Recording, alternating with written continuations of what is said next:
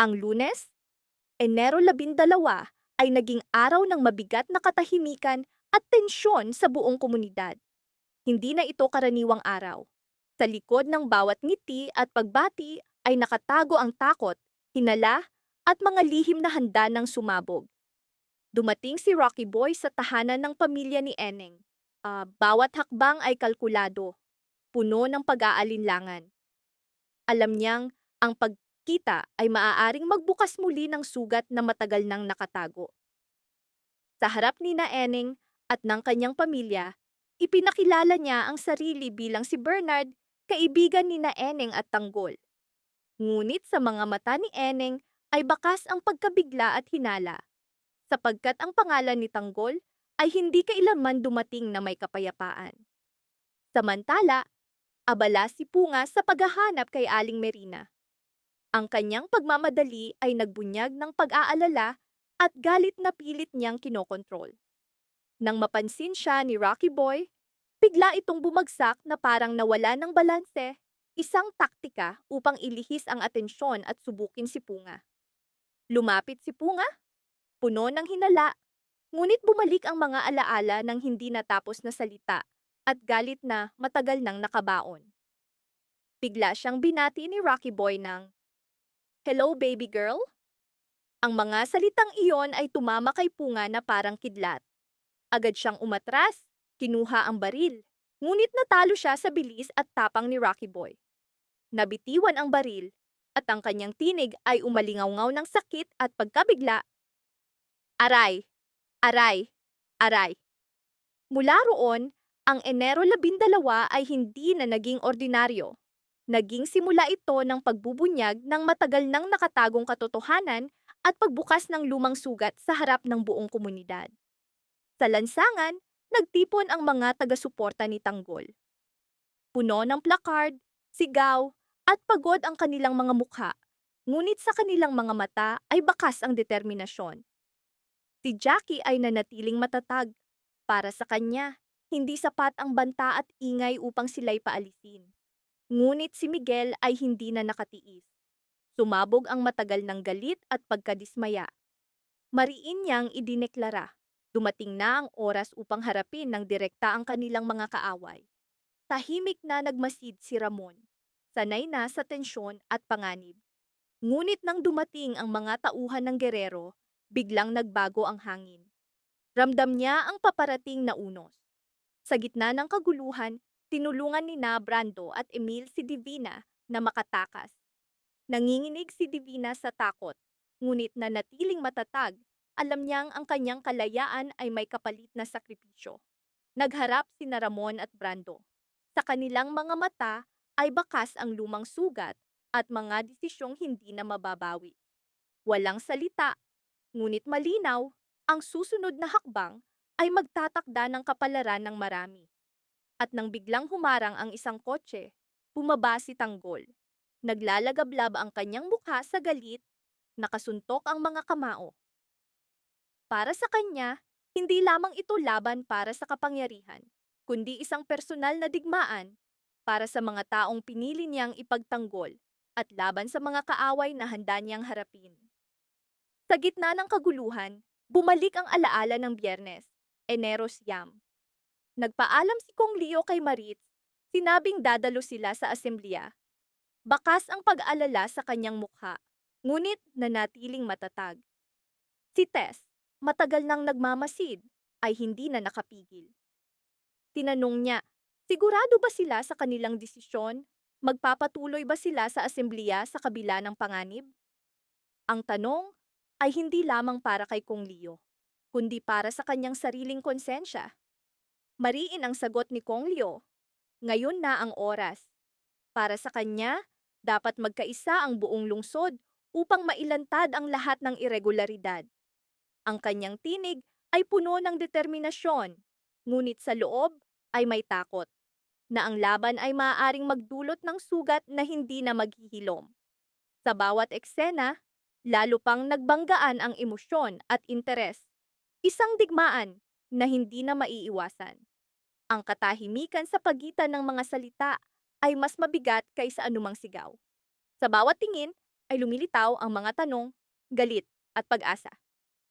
Sina Rocky Boy, Eneng, Tanggol, Punga, Aling Merina, Jackie, Miguel, Ramon, Brando, Emil, Divina, Kong Leo, Maritz at Tess, bawat isa ay may sariling laban, sariling pananagutan.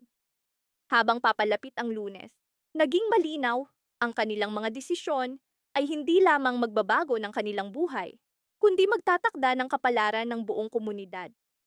Sa isang mabigat na sandali, mahigpit na kumapit si Tesna sa gilid ng mesa, nakatitig kina Kong, Roda at Tindeng. Ang bigat ng matagal nang hindi binibitawang salita ay handa ng sumabog. Sa nanginginig, ngunit matatag na tinig, sinabi niya, alam nilang lahat kung paano pinatatahimik ng mga gerero ang kanilang mga kaaway, kung paano naglalaho ang mga nagtatangkang lumaban. Tinanong ni Tesna, hindi ba sila natatakot? Hindi ba sila nangangamba sa mga panganib na naghihintay? Sa kanyang mga mata ay bakas ang takot, hindi lamang para sa sarili, kundi para sa lahat ng maaaring madamay. Huminga ng malalim si Kong at sumagot. Wala nang oras para sa takot. Ipinaliwanag niyang matagal na nilang pasa ng galit at pangamba. Kung mananatili silang bihag ng takot, walang magbabago. Mariin niyang idineklara. Handa na sila, lalaban sila, at ang kanilang pananampalataya kay Tanggol ay hindi matitinag.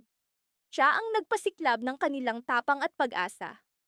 Sa bawat salita ni Kong ay bakas ang katatagan ng isang pinuno. Isang taong alam ang bigat ng responsibilidad, ngunit piniling harapin ang panganib kaysa manahimik. Umalis siya upang maghanda para sa asemblea. Ngunit bago umalis, sinabi niya, kina Roda at Tindeng, kailangan na nilang pumunta, kailangan nilang sumama sa asemblea. Alam niyang mapanganib, sapagkat walang nakakaalam hanggang saan ang abot ng kamay ng gerero o anong karahasan ang kanilang pakakawalan. Ngunit nanatiling matatag si Kong. Para sa kanya, mas mahalaga ang kanilang paninindigan at pakikibaka kaysa sariling kaligtasan. Lumapit si Roda at mariing sinabi na sila'y magiging maingat. Ipinaliwanag niyang kahit hindi sila pisikal na makakadalo sa asemblea, ang kanilang suporta ay hindi matitinag. Mariing idiniin ni Roda, dapat nilang tandaan na sa bawat hakbang, bawat sigaw, bawat paninindigan, sila'y magkakasama sa laban-laban sa mga gerero. Ang eksena ay umuusad na parang isang makapal na nobela ng kapangyarihan, galit at pag-asa. Sa bulwagan, kumikislap ang luha sa mga mata ni Roda, ngunit sa likod nito ay nagniningning ang liwanag ng pag-asa. Tahimik, ngunit matatag ang kanyang lakas. Sumang-ayon si Tinding, mariing sinabi, sila'y tulad ng maraming tahimik na kasama, hindi nakikita sa unahan ng laban, ngunit araw-araw ay nananalangin at umaasa sa tagumpay ng katotohanan. Ang mga salitang iyon ay nagbigay ng bagong tapang kay Kong. Nagpasalamat siya, mariing idineklara, ang kanilang laban ay hindi lamang para sa sarili, kundi para sa lahat ng matagal nang inaapi. Sa lansangan, patuloy na dumarami ang mga dumadalo sa asemblea. Mga guro na pagod na sa katiwalian, mga tindero sa palengke na araw-araw binibigatan ng buwis at pananakot, mga driver na matagal nang pinagsasamantalahan. Parang buong Quiapo ay nagtipon. Magkakasabay silang nagmartsa. Iisa ang layunin, alisin ang mga gerero sa kapangyarihan. Mariing idineklara ni Kong Leo Moica, hindi sila titigil hanggang mapanagot at maalis ang mga gerero sa autoridad. Ang kanyang tinig ay nagdala ng galit ng bayan at determinasyon ng kilusang hindi na mapipigilan. Samantala, sa kampo ng gerero, mabigat ang anino ng dalamhati at banta ng paghihiganti. Nangako si Roberto sa kanyang ama, wawasakin niya ang pamilya Montenegro, parurusahan sila sa kahihiyan at sakit na idinulot. Ang galit ni Roberto ay nakaugat sa takot na baka mawala ang kapangyarihang matagal nilang hawak. Tahimik na nagmasid si Miguelito habang si Jackie ay mariing niyakap ang anak. Pilit na nagiging matatag, bagaman bakas ang tensyon na bumabalot sa pamilya. Habang nilalamon ng pighati at banta ng paghihiganti ang mga gerero, mas matibay ang hakbang ng mga tao. Sa bawat paglakad, lumalakas ang kanilang tapang. Ipinakalat ni Katutong Abet ang balita ng asemblea. Malinaw na iniulat, ito'y nasa pamumuno ni Kong Leo Moica bilang tugon sa mahabang kasaysayan ng katiwalian ng mga gerero. Dumadami ang mga dumadalo, may mga grupo mula sa iba't ibang lugar. Bitbit nila ang mensahe ng pag-asa. Darating na ang pagbabago, kahit ang kapalit ay panganib at sakripisyo. Sa loob ng bulwagan, isa-isa ring tumindig ang mga konsehal. Bawat tinig ay nagdala ng taon ng galit at pagod. Mabigat ang hangin sa bawat pag-atake sa rehimen ng gerero. Bawat salita ay alingaw-ngaw ng matagal ng puot ng bayan. Tumindig si Kong Lo.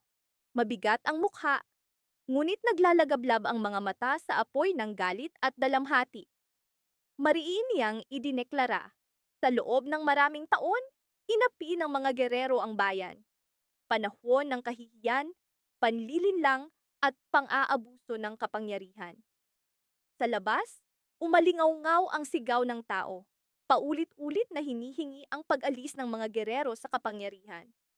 Ang sigaw ay humalo sa tunog ng kampana ng simbahan sapagkat sa sandaling iyon ay inilibing sina Don Gustavo Guerrero at Erica Guerrero. Minsang sa gisag ng kapangyarihan, ngunit ngayon, bawat lupang bumabagsak sa kanilang kabaong ay tila deklarasyon ng pagtatapos ng madilim na kabanata. Ngunit kasabay ng wakas ay isinilang ang mas magulong hinaharap. Sa madilim na sulok ng istasyon, abala si Victorino sa paghahanda ng kanyang mga tauhan. Mabigat ang kanyang mukha, matalim ang tinig. Inutusan niya, bantayan, imbestigahan, hanapin si Tanggol. Para kay Victorino, si Tanggol ay hindi lamang pugante, kundi sagisag ng nabaling balanse ng kapangyarihan. Ipinag-utos niyang hanapin sa lahat ng posibleng taguan, kahit sa sementeryo. Naniniwala siyang lilitaw si Tanggol sa libing ng kanyang lolo. Pasan ang bigat ng dalamhati at galit. Sa gitna ng paghahanda, tumating si Rigor, ang hepe ng istasyon. Ang kanyang presensya ay agad nagdala ng bagong tensyon. Mabigat ang kanyang mukha, mariing tinanong si Victorino, ano ang ginagawa niya at saan papunta ang kanyang mga tauhan.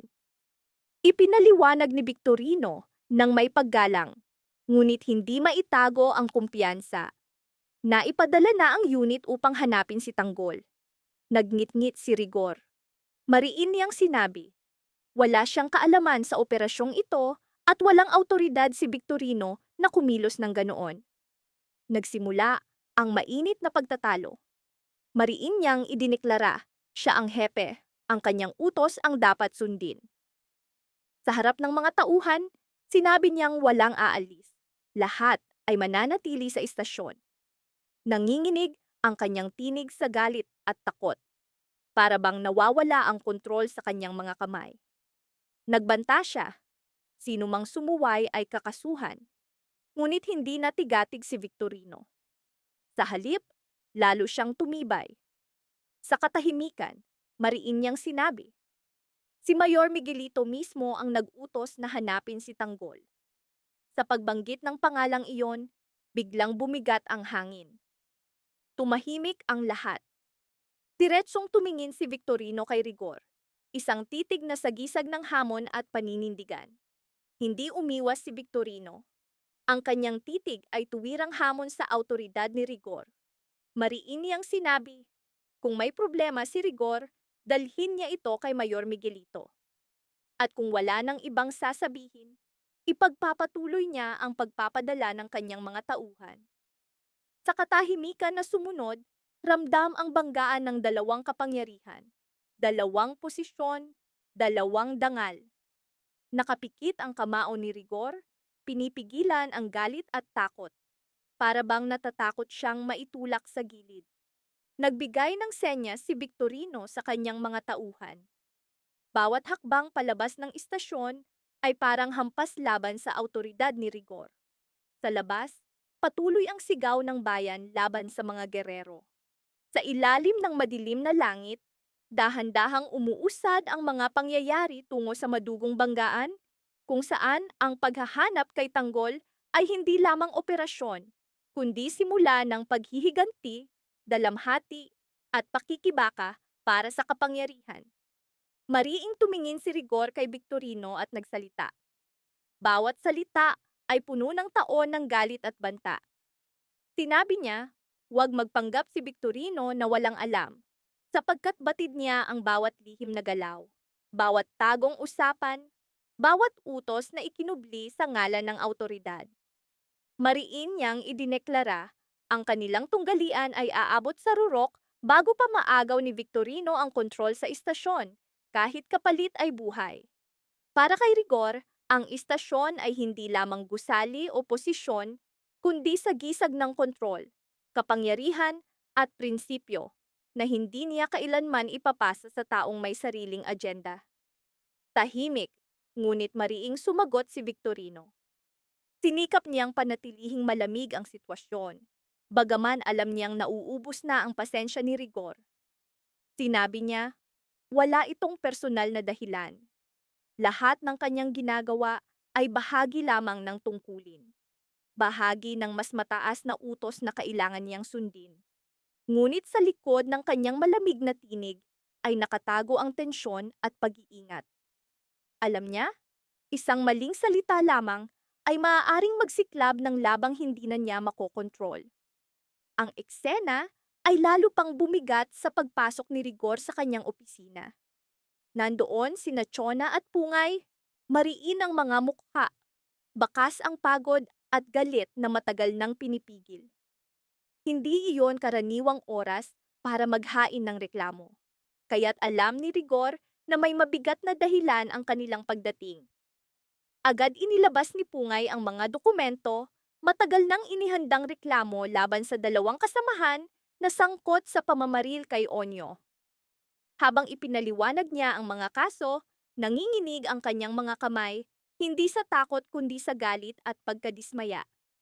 Para sa kanya, hindi aksidente ang nangyari kay Onyo, kundi malinaw na paglabag sa batas at pagtataksil sa tungkulin. Malamig ang tugon ni Rigor. Sinabi niyang nasasayang lamang ang kanilang oras sapagkat nailipat na ang mga akusado. Para bang nais niyang tapusin ang usapan bago pa man magsimula. Hindi nakapigil si Chona. Mariin niyang tinanong kung bakit biglaan ang paglilipat.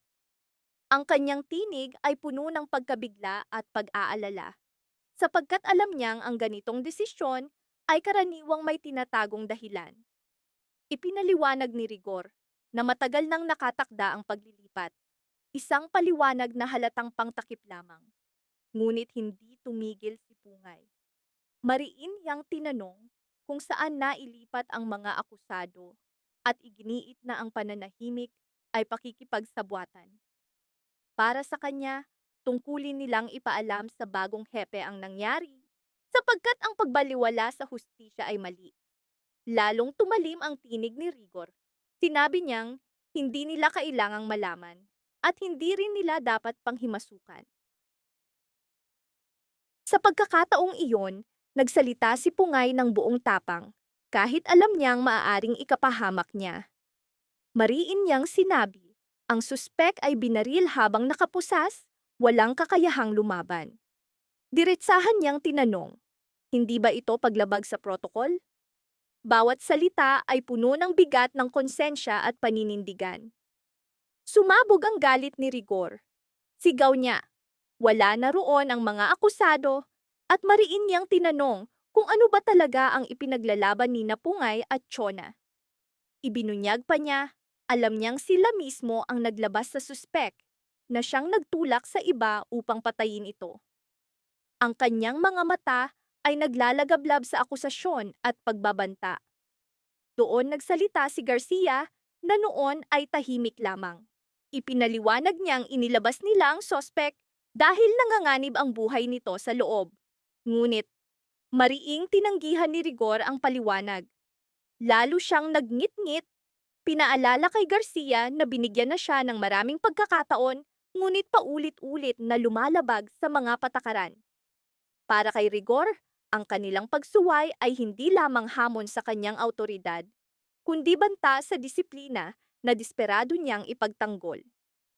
Sa isang iglap, pinaalis niya sina Pungay, Chona, at Garcia mula sa opisina. Malinaw ang kanyang kilos, tapos na ang usapan, walang pagtutol na tatanggapin. Pagkaalis nila, nanatiling mabigat ang hangin sa opisina. Tumunog ang telepono. Ang general ang nasa kabilang linya. Nagpasalamat ito kay Rigor sa mabilis na paglilipat ng mga tauhan. Ang tinig ng general ay puno ng papuri, ngunit para kay Rigor, ito'y babala.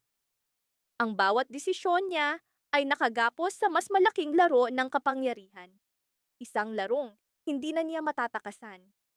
Samantala, si Divina ay hindi mapakali.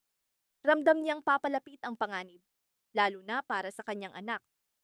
Sa takot, tumawag siya at mariing sinabi, kailangan nang umuwi ng kanyang anak. Sa labas, kumakalat ang kaguluhan at ang tanging nais ni Divina ay katiyakang ligtas ang kanyang mahal sa buhay. Sa kanyang puso, nangingibabaw ang takot, takot na balang araw ay lamunin ng sistema ang kanyang pamilya. Iwan siyang walang magawa at manalangin na lamang na makabalik ang kanyang anak nang hindi nasasaktan. Ang gabing iyon ay naging entablado ng mabigat na kapalaran. Si Divina, bagaman puno ng pangamba, ay mariing nagpasya. Hindi muna si Tanggol ang dapat isipin. Hindi ito pagkatalo, kundi pansamantalang pag-urong para mabuhay. Ang pinakamahalaga ay mailigtas ang lahat, hindi malunod sa galit at paghihiganti. Bawat hakbang ay parang pasan ang bigat ng buong grupo. Si Rocky Boy naman ay nagmamadali pa uwi, ngunit ramdam niyang sinusundan siya ni Ramon at ng mga veteranong tauhan. Ang bawat liko ay parang pagsubok, at sa kanyang isip ay umuugong ang mga sumpa at panata ng paghihiganti. Sa kanyang galit, binitiwan niya sa sarili ang mga salitang puno ng puot. Handa siyang wasakin ang buong pamilya ng kanyang mga kaaway kung kinakailangan. Nagtagpo ang kanilang mga mata ni na Emil at Divina. Puno ng pagkilala, galit at takot. Si Enteng, puno ng pang-aasar, ay mariing nagsabi, narito ang taksil. Malamig at kalkulado ang tinig ni Ramon. Sundan siya. Hindi tayo titigil hanggang mahuli ang babaeng iyon. Para kay Tanggol, kailangan nilang magbayad. Sa pagbanggit ng pangalan ni Tanggol, lalong tumibay ang kanyang panata. Tatapusin niya ang lahat sa sarili niyang paraan. Tumating ang grupo ni Jason, dala ang putukan at amoy ng pulbura. Walang awa ang kanilang mga bala. Si Eddie Boy ay pinilit sa ilalim ng interogasyon, duguan at umiiyak. Sa huli, sa pagitan ng dugo at luha, inamin niya ang lahat. Parang huling hininga bago tuluyang bumigay. Samantala, si Divina ay nagsalita kay Emil ng mariin. Bilisan mo, naghihintay ang ating mga tao.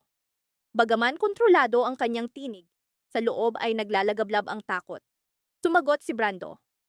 Huwag mo munang isipin iyan. Alam kong sasama si Rocky Boy. Sabay tayong aalis ng bansa. Ang pinakamahalaga ay masiguro ang pera. Para kay Brando, ang pera ang huling sandata sa mundong puno ng pagtataksil. Mariing huminga si Divina. Matagal ko nang inihanda ito. Ang nais ko ngayon ay magtulungan tayo hanggang sa huli, hanggang makaalis tayo. Wala nang ibang pagkakataon. Ang kanyang mga mata ay kumikislap sa luha na pilit niyang itinatago. Alam niyang isang maling hakbang ay maaaring magtapos sa kanilang lahat. Habang tumatakbo ang oras, sinusundan ng konvoy ni Ramon ang grupo ni Divina. Malayo upang hindi mahalata, ngunit sapat na lapit upang hindi sila makatakas. Ang impormasyon tungkol kay Bernard ay kumalat na parang apoy, lalong nagpasiklab ng hinala at galit. Si Dolfo ay nag-aalinlangan, ngunit mariing sagot ni Ramon. Tama ka, hindi sila makakatakas. kailangan nilang magbayad. Sa wakas, narating nila ang compound ni Divina. Sa labas ay tila tahimik, ngunit sa bawat sulok ay nakatago ang banta. Mariing babala ni Ramon. Mahigpit ang bantay sa compound ni Divina. Hindi tayo basta makakapasok. Magmasid muna. Obserbahan ang bawat galaw. Sa katahimikan ng gabing iyon, bawat isa ay pasa ng sariling takot, galit, at panalangin. Alam nilang paparating na ang sandali, ang banggaan ng kanilang mga kapalaran, kung saan ang bawat desisyon ay magtatakda ng kanilang wakas.